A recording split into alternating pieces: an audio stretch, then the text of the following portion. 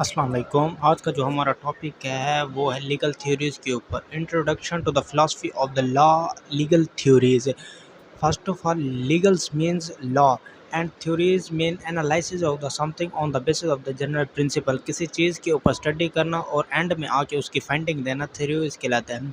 Legal theory is basically understanding to the law on the basis of the theoretical study of the general principle. Its focus on the specific on the law in the practice, how it functions and operate with the society. Legal theory, first of all, it was given by the John Austin. In this way, he can say that legal theory is a necessary for the peace and the betterment of the society. It helps to maintain the peace and order, rule and regulation in the society. In this way, there are many types. First of all, imperative theory, and the second one is the natural theory, and many others. Theory of the legal positivism, it was given. Founder of this theory was John Austin. It's also known as imperative theory of the law, positive theory of the law, and the Austinic theory, because it was given by the John Austin. It's focal point two understanding the law, means के law है क्या, इसकी ज़रूरत क्या है और इसका माशरे में क्या अमल दखल है। वी कैन से दैट, हम इसकी प्रॉपर डेफिनेशन इस तरीके से कर सकते हैं। Legal theory is a command based theory given by the sovereign authority back to the sanction.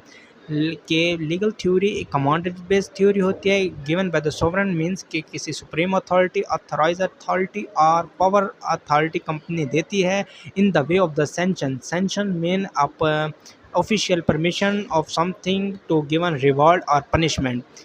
They say that the sovereign is a law.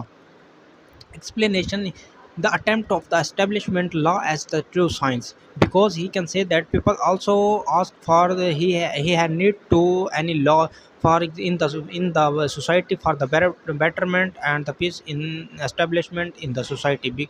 For example, traffic law and the moral law and other customary law and other.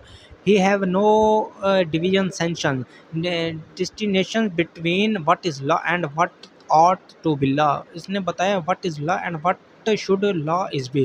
Law है क्या और इसको होना क्या चाहिए था। John Austin ने इसमें ये एक्सप्लेन किया था कि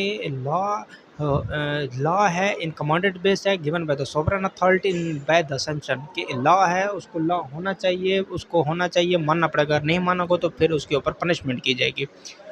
इसके मेन एसेंशियल्स की हम बात करें तो there are three main terms. First of all, he was also given by the sovereign authority in the shape of the command and way of the punishment.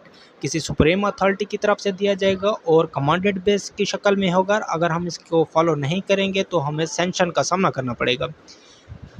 इसकी थ्योरी में बहुत सारे के ज्यूरिस्ट ने क्रिटिसाइज़ किया था। जो फर्स्ट ऑफ ऑल जो पहले ज्यूरिस्ट ने इसको क्रिटिसाइज़ किया था वो थे जॉन सॉलमेंट।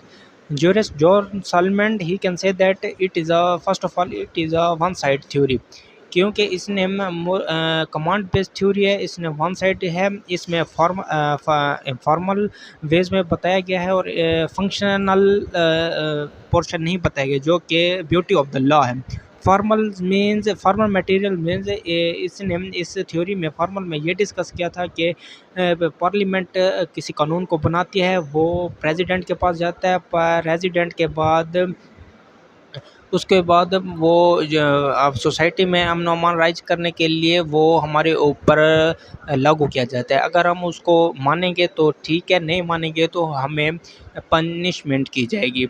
जो और इसने ये जो फंक्शनल इसका पोर्शन है वो उसने डिस्क्राइब नहीं किया था, जिसमें उसने प्रेसिडेंट को निगलेक्ट किया था।